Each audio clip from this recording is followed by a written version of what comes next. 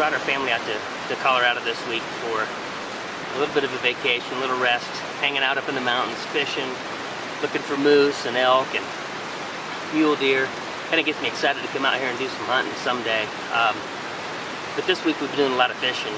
We started off this week casting worms, catching some trout, went up to a lake and caught some trout. You know, that's the pretty easy way to do it. Casting a worm in there, into a lake to catch them. Then we moved down to the river. We've caught a few on worms down here, and we've also caught a few on little spinners, which is a little more difficult.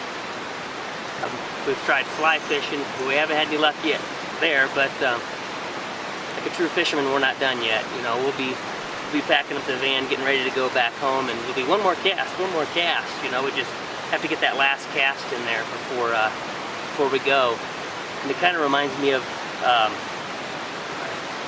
in Matthew chapter 4, where Jesus goes to find some disciples, and he could have went to the temple to find disciples, but he went to the sea where Peter and Andrew were fishing, and Peter and Andrew knew who Jesus was because they had heard him teach before.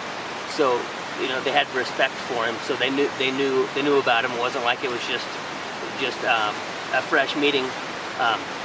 But he asked them to put down their nets, become fishers of men. And it's no fluke that he asked a fisherman, I think, to become his disciple, because fishermen are, you know, they study, they learn how to catch these fish. They learn their patterns.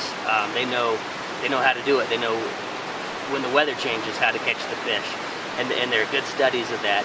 And they're diligent with their work. Fishermen, you could fish all day and not catch a fish, but you know, on that one last cast, you know, you're fighting.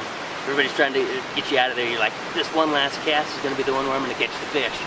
And that's what Jesus is looking for.